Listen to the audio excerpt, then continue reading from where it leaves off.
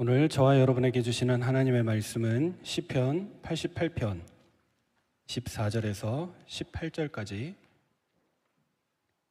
구약성경 시편 88편 14절에서 18절입니다. 제가 가진 성경으로 구약성경 867페이지입니다. 찾으신 줄로 믿고 제가 한 절, 여러분 한 절 교독하여 봅니다. 여호와여, 어찌하여 나의 영혼을 버리시며 어찌하여 주의 얼굴을 내게서 숨기시나이까? 내가 어릴 적부터 고난을 당하여 죽게 되었사오며 주께서 두렵게 하실 때에 당황하였나이다. 주의 진노가 내게 넘치고 주의 두려움이 나를 끊었나이다. 이런 일이 물같이 종일 나를 애우며 함께 나를 둘러싸시며 내가 아는 자를 흑암에 두셨나이다. 아멘. 오늘 여호와여 어찌하여 이 말씀의 제목 가지고 함께 은혜를 나누고자 합니다. 우리 찬양대에서 여호와께 기쁨으로 찬양하자고 했는데 오늘 사실 시편의 내용은 절망의 시입니다. 그래서 1절부터 18절까지 다 읽고 싶었는데 다 읽다가 낙심해가지고 막 마음을 붙잡을 수가 없을 것 같아서 조금만 읽었습니다. 꼭 여러분 시간을 내서 시편 88편을 오늘 말씀을 듣고 다시 그 관점으로 시편을 한번 보시기 바랍니다. 한때 우리 교회 이름 막 짓자 이럴 때, 교회 이름 바꾸자 그럴 때 나왔던 이름 중에 하나가 절망교회였습니다. 근데 오늘 시편의 내용이 바로 절망의 기도입니다. 그 이름을 농담처럼 얘기했지만 참 감사한 것은 하나님이 그 이름으로 우리를 두지 않으시고 우리에게 소망의 이름을 주셨고 그 이름 가지고 저와 여러분이 예배하고 있다는 사실.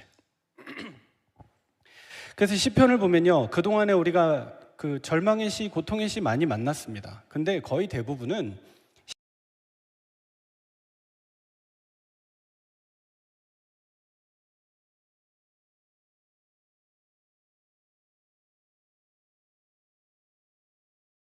마지막에 사이다를 안 주고 끝내요. 그래서 가슴이 꽉 막힌 느낌으로 그냥 마무리가 지어지는 거예요. 마지막 제일 18절에 뭐라고 되어 있습니까? 사랑하는 가족, 친구마저 다 떠나버리고 아무도 없어요. 거의 대부분 그래도 우리가 말씀을 대하면서 절망에서 희망으로, 소망으로 바뀌다 보니까 향하여 내 두 손을 들리이다 이러면서 마무리됐는데 오늘은 진짜 역대급 절망입니다. 가장 비관적입니다. 근데 그 시도 이유가 있는 것이 첫 번째는요, 하나님이 우리의 진짜 모습을 원하세요. 우리의 다듬어지고 포장되고 잘하는 모습이 아니라 절망이라는 모습이 어찌 보면 우리 인간에게 있는 지극히 당연한 모습. 축복도 좋은 것도 좋은 걸 받았음에도 불구하고 다 불행으로 여기고 감사할 줄 모르고 그것 때문에 낙심하고 흔들리고 상처받고 상처를 주고 이런 것들이 우리 사람들의 진짜 모습이에요. 다른 사람 말할 것도 없고 저와 여러분의 진짜 모습인지 몰라요. 그래서 오늘 예배 가운데 나오신 분들은 하나님의 은혜로, 권능으로 새롭게 힘을 얻는 않으시고 진실한 마음을 받으십니다. 그렇게 보니 시편 88편은 너무나 은혜가 됩니다. 맞다, 이게 내 모습이고 시편에 이 글을 기록한 사람도 그런 마음과 생각 속에 있었구나. 그래서 우리의 상식을 깨트립니다. 믿음의 사람은 항상 강해야 한다. 그렇지 않을 수도 있다. 절망의 순간, 어려움의 순간 속에 있을 수도 있다.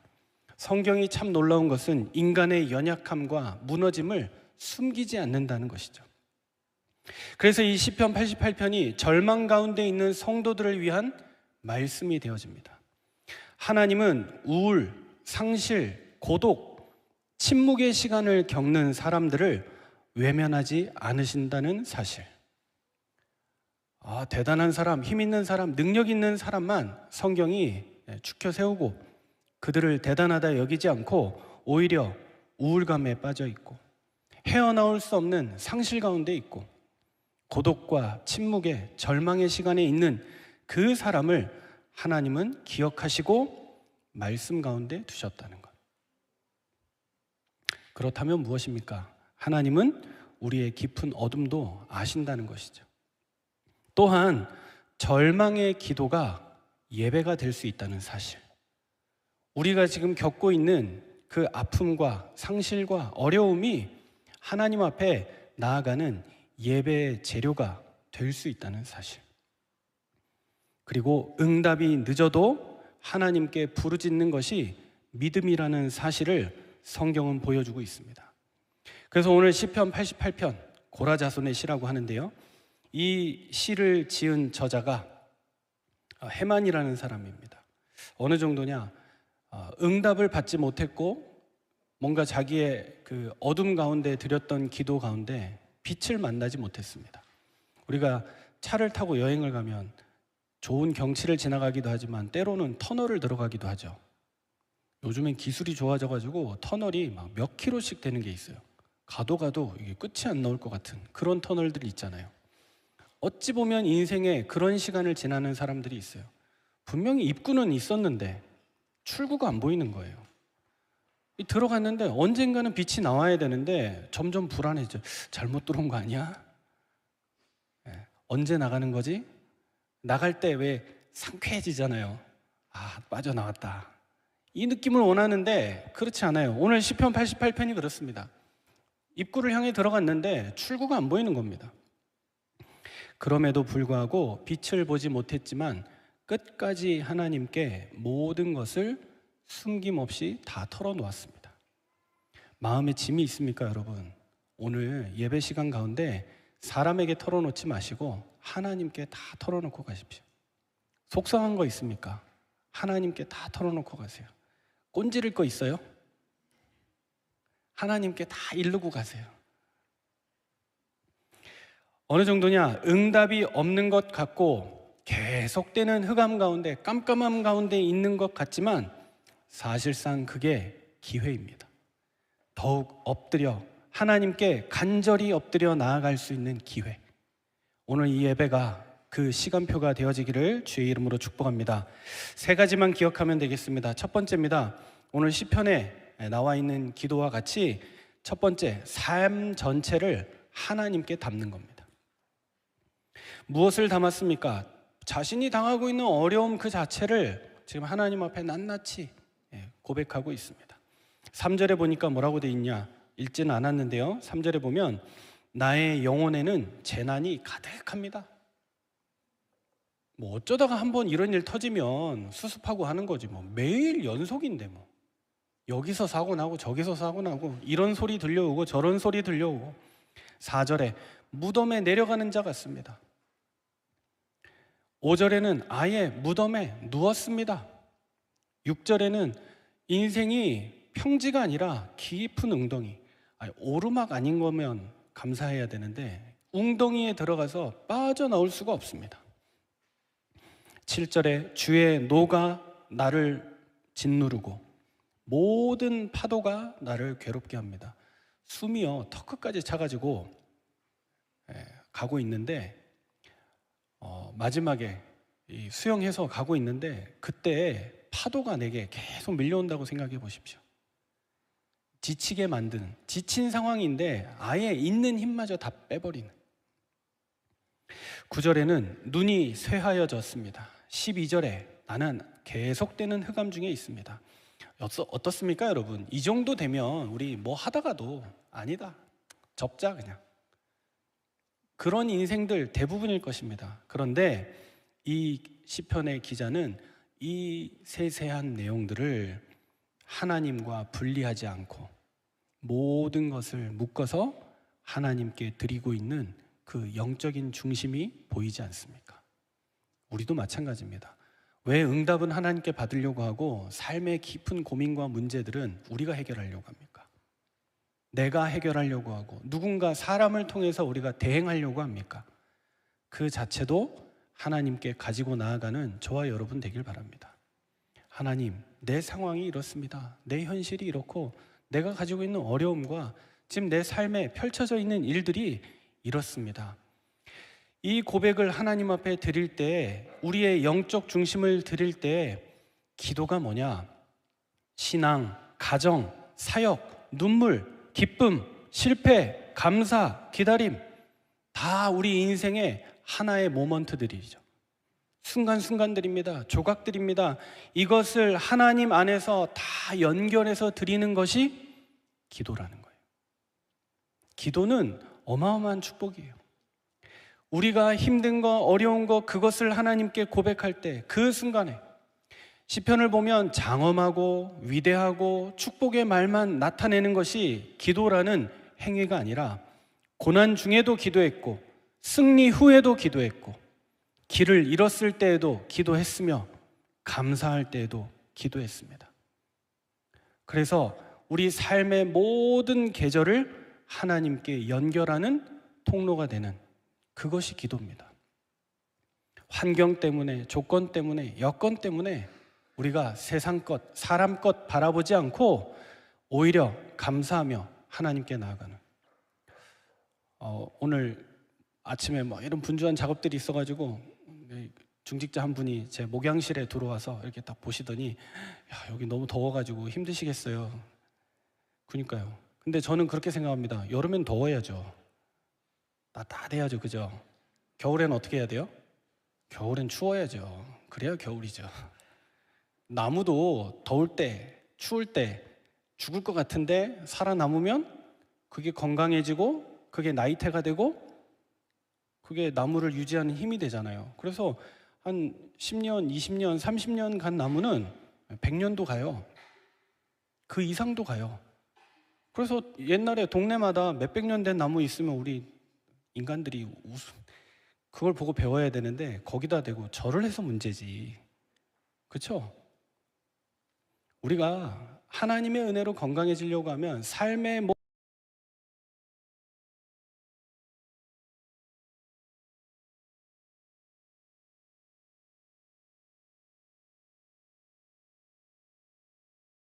얘기하다 보면 언제 주의 뜻을 나타내겠습니까? 오늘 여기 약국하시는 약사 우리 권사님도 계시지만 시중에 여러분 나가보세요. 모든 약 다 있어요. 어지간한 아픈 거 약 다 있어요.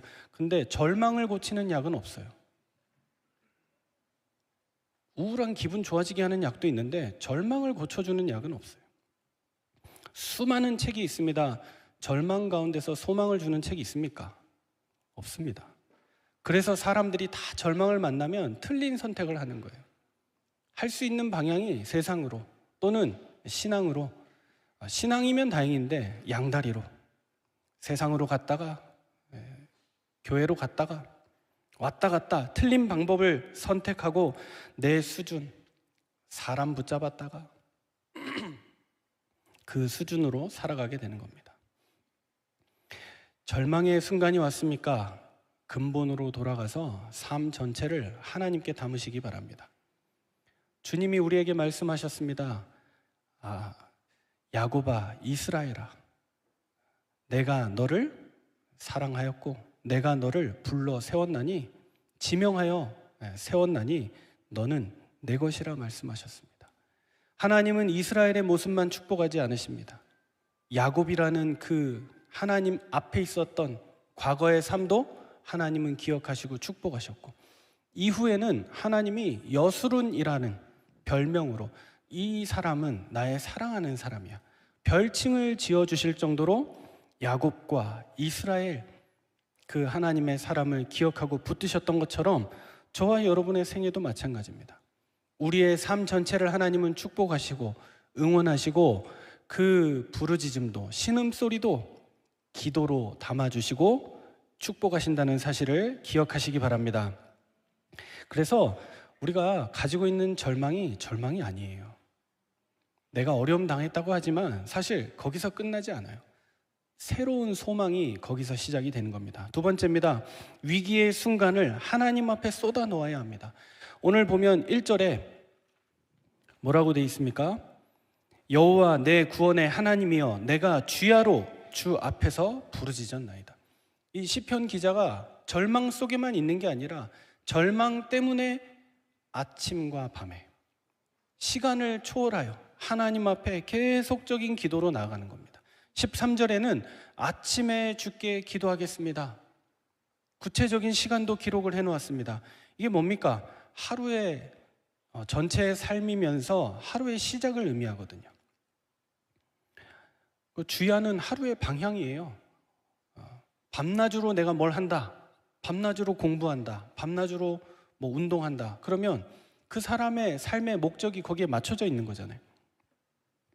눈을 뜨자마자 현실보다 하나님을 바라보았다는 사실을 기억하시기 바랍니다. 시편 5편 3절에 얘기합니다. 여호와여, 아침에 주께서 나의 소리를 들으시리니 아침에 내가 주께 기도하고 바라리이다. 눈을 떴을 때 여러분은 어떻게 시작하십니까? 불평으로, 원망으로. 눈 떴는데 눈 뜨면 천국일 줄 알았는데 천국이 아니고 또 회사 가야 돼, 출근해야 돼. 다행히 오늘은 다 편안하게 주무시겠죠. 대체 휴일이라. 별로 석가모니한테 받은 게 없는데 내일 하루 감사함으로 신자들에게 휴일을 주셔서 감사하게 또 우리 교회가 운동에 안 잡아가지고 각자 편안하게 시간 보내시겠죠. 거의 대부분 그래요. 내일 직장 간다 그러면 저녁에 긴장 속에서 자고 아침에 일어나면 정신없이 기도가 어디 있습니까? 지금 준비해가지고 나가기 바쁜데. 그런 상황들 순간 속에 있지 않겠습니까? 그런데 아침에 기도했다, 이 말은 의무적으로 했다는 그 부분보다 밤중에 하나님을 굉장히 기대하며 내게 있는 이 절망의 순간이 소망으로 바뀌길 바라고 눈을 감고 눈을 떴다. 그래서 하루의 첫 시간을 하나님께 나아가는 시간으로. 왜 아침 기도가 중요합니까? 여러분, 현실보다 하나님을 먼저 붙잡아야 돼요. 일어났는데 몸은 되게 피곤합니다. 근데 하나님, 오늘도 나를 축복하여 주옵소서. 하나님 한 분만으로 행복한 날이 되게 하옵소서. 주님 주시는 은혜가 오늘도 내게 크게 나타나는 은혜의 날 되게 하여 주옵소서. 나를 만나는 사람들이 축복의 날이 되게 하옵소서. 오늘 하나님께 예배할 수 있음이 너무너무 감사합니다. 이렇게 시작할 수 있다면, 하루의 첫 생각이 결정되는 시간, 그게 아침이란 말이에요. 그러니까 아침에 걱정으로 시작할 수 있고 뉴스와 문제로 시작할 수 있고, 그런데 시편 88편을 기록한 하나님의 사람은 아침을 하나님으로 시작했다. 기도로 시작했다. 그러니 절망이 그에게 하나님을 만나는 연결의 통로가 되었다는 사실을 기억하시기 바랍니다. 왜 아침에 기도했습니까? 왜 주야로 기도합니까? 영적 싸움을 싸우기 위해서. 한순간도 이 시간에 무방비 상태로 지내지 않기 위하여. 시편은 그냥 일상적인 삶을 살고 저 언덕 들판에서 한가롭게 풀잎을 뜯으면서 저 맑은 하늘을 쳐다보면서 지은 시가 아닙니다. 삶의 치열한 현장에서, 전쟁의 순간에 고난과 배신과 두려움 속에서 기록된 경우가 많습니다. 그래서 아침 기도는 단순한 습관이 아니고 영적인 준비였어요. 기도 안 하면 못 사는 거예요. 오늘 하루 아무 계획이 없어요. 근데 죽이려고 쫓아오는 원수들이 너무 많아요. 어디로 가야 될지, 어디에 숨어야 될지, 어디서 밥을 먹고 어디서 쉬어야 될지 정할 수가 없어요. 그러니 눈을 뜬 그 첫 시간이 하루의 방향을 정하는 너무너무 중요한 시간표였다. 그러니 아침에 기도하고 하나님께 나아갔다. 또 아침에 왜 기도했습니까? 하나님의 새 은혜를 누리기 위해서. 예레미야에도 이런 기록이 있습니다. 주의 긍휼이 아침마다 새롭습니다. 하나님 주시는 은혜가 항상 있지만 아침에 처음 하루를 시작하는 그 시간에 받는 은혜가 크고 감사합니다. 반드시 저와 여러분은 하나님의 사람이기 때문에 아침에 하나님께서 새로운 은혜를, 새로운 기회를, 새로운 회복을 허락하실 줄 믿습니다. 그래서 익숙한 삶으로 맞아들이지 마시고 기도 속에서 하루를 마무리하고 아침에 눈을 떴을 때 하나님께 감사하며 기도하는, 저도 주일 아침이면 정신이 없어요. 토요일 날 막 선교 준비하다 그런 어떤 조각들을 막 붙잡고 잠들고 눈을 뜨면 해야 될 거 해서 약간 멍한 상태가 될 정도로 몸도 피곤하고 한 주간에 막 피로가 몰려오기도 하고요. 근데 제가 목회하면서 체질이 바뀌었어요. 아침에 눈 뜨면 주일날 아침에 특히 이유 없는 감사. 하나님 그냥 감사합니다. 아침에 일어나서 주의 일을 할 수 있는 게 감사합니다. 잘할지 못할지 그건 난 잘 모르겠는데 그냥 감사합니다. 지금 이 순간만큼은 하나님께 감사합니다. 그러고 삐그덕거리는 몸을 이제 움직이죠. 성경은 이야기합니다. 세 번째, 평상시 이 기도로. 성경이 이야기하는 대로 주야로, 그리고 15절에는 어릴 적부터라고 얘기합니다. 이 사람이 아침에 기도했던 거, 주야로 기도했던 것이 그냥 문제당해서 온 줄 알았는데 15절에 보면 어릴 적부터 하나님을 향해 했던 그 기도. 왜냐? 고난이 어릴 적부터 있었거든요. 혼자 있을 때 찬양의 힘을 회복하면 영적인 문제들이, 갈등들이 해결된다는 사실을 여러분 기억하시기 바랍니다. 양을 지키는 다윗의 그 어린 시절, 그것이 다윗의 훈련이었고 다윗의 일상이었습니다. 매일 익숙하게 반복되고 주어지는 그 일 속에서 하나님을 바라보는 것, 예배하는 것, 나중에 이것이 골리앗을 꺾는 큰 응답과도 연결됐다는 사실을 저와 여러분, 특히 이 자리에 우리 예배하고 있는 우리 초등부 아이들 마음속에 꼭 기억하시기 바랍니다. 지금은 예배가 길고 지루하고 힘들고 목사님 설교가 어려울 것 같은데 여러분 금방 중학생 되고 고등학생 되면 저기 있는 형아들처럼 누나들처럼 이렇게 바뀌게 돼 있어요. 저렇게 응답 받아야 되겠죠? 그렇죠?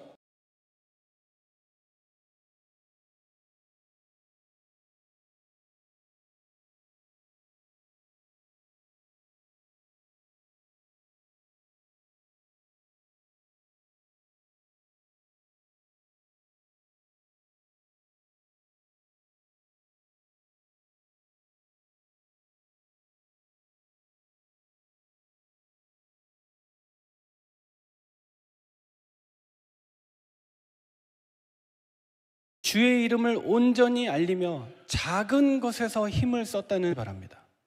평상시가 뭡니까? 그래서 이게 기도 중에 기도예요. 절망을 당해서 기도하는 것도 기도겠지만, 아파서 기도하는 것도 간절한 기도겠지만, 사실상 우리에게 힘이 있을 때, 건강이 있을 때, 평상시에 여유로울 때 하나님을 바라보며 기도할 수 있다는 것. 그래서 주야로 주님만 바라보면 반드시 승리한다는 사실을 여러분 마음속에 기억하시기 바랍니다. 기도 안에도 모든 응답을 다 받게 돼 있습니다. 평상시에 생각만 바르게 해도 돼요. 기도를 열심히 한다 보다 바르게 내가 맡은 일에 하나님의 영광을 나타내야지. 오늘도 감사한 마음으로 내가 맡은 일을 도전해야지. 복음을 알고 복음을 누리며 복음의 은혜대로 내 삶 가운데 하나님의 증거가 나타나는 비밀을 누리고 축복을 누린다. 그것을 하나님이 가장 기뻐하십니다. 이 복음이 저와 여러분의 삶의 방향이 되고 근본이 되고 모든 것이 되면 그 증거가 나타나니 흑암이 꺾이고 하나님의 나라가 이루어지니 반드시 그 응답을 한 주간 체험하는 저와 여러분 되길 바랍니다. 말씀의 결론을 맺겠습니다. 가장 어두운 절망 속에서도 하나님께 기도하는 사람이 됩시다. 사람들은 절망당하고 어려움 당하면 어떻게 해야 될지를 모릅니다. 삶에 대기업이라고 문제 안 당합니까? 최근에 봤잖아요. 하루아침에 나락으로 가는 거 순식간이에요. 여러 사람 멸망 가운데 빠뜨리는 거 그 순식간이에요. 그게 뭐냐? 오랫동안 되어져 온 일이에요. 그런 어떤 정체성 없이 이 평상시에 주신 축복과 감사를 모르고 제가 이렇게 얘기하면 안 되겠지만 아마도 그럴 거예요. 오랫동안 쌓여져 온 것들이 드러날 뿐이에요. 우리는 일희일비하지 말고 그걸 두고 크게 기도하면 되죠. 가장 어두운 절망 속에서도 하나님께 기도하는 사람, 흑암이 깊음 가운데 있지만 그런 가운데서도 하나님께 일보 전진하며 더 가까이 나아가는 사람. 우리가 진짜 속상한 일 생기잖아요. 말도 하기 싫어요. 기도가 뭐 어디 있습니까? 그냥 진짜 멘붕이죠. 뭐 멍한 상태죠. 근데 힘을 내서 그 어려움 당한 사실 그 자체라도 하나님께 고백할 수 있게 되는 저와 여러분 되기 바랍니다. 응답이 없는 것 같은 순간이 있을 수 있습니다. 지금 우리 상황이 그럴 수 있습니다. 그게 가장 깊은 기도의 시작일 수 있습니다. 여러분이 가지고 있는 개개인의 여러 가지 사정, 어려움, 절망의 자리처럼 보이는 그 순간에서도 하나님은 우리의 기도를 응답하시고 들으시고 하나님은 그 기도대로 역사하신다는 사실을 믿고 승리하는 저와 여러분 되기를 주의 이름으로 축복합니다. 기도하겠습니다. 하나님 아버지, 절망의 순간에 절망의 자리에 있는 우리를 외면하지 않으시고 우리의 눈물, 신음까지도 들으시는 하나님께 감사를 드립니다. 흑암이 깊을수록 사람과 세상이 아닌 주님께 더 가까이 나아가는 믿음을 우리에게 베풀어 주옵소서. 응답이 보이지 않는 순간에도 주야로 기도의 자리를 지키며 복음 안에서 참 소망을 발견하는 믿음의 사람으로 승리하게 하옵소서. 살아계신 주 예수 그리스도 이름으로 기도하옵나이다. 아멘.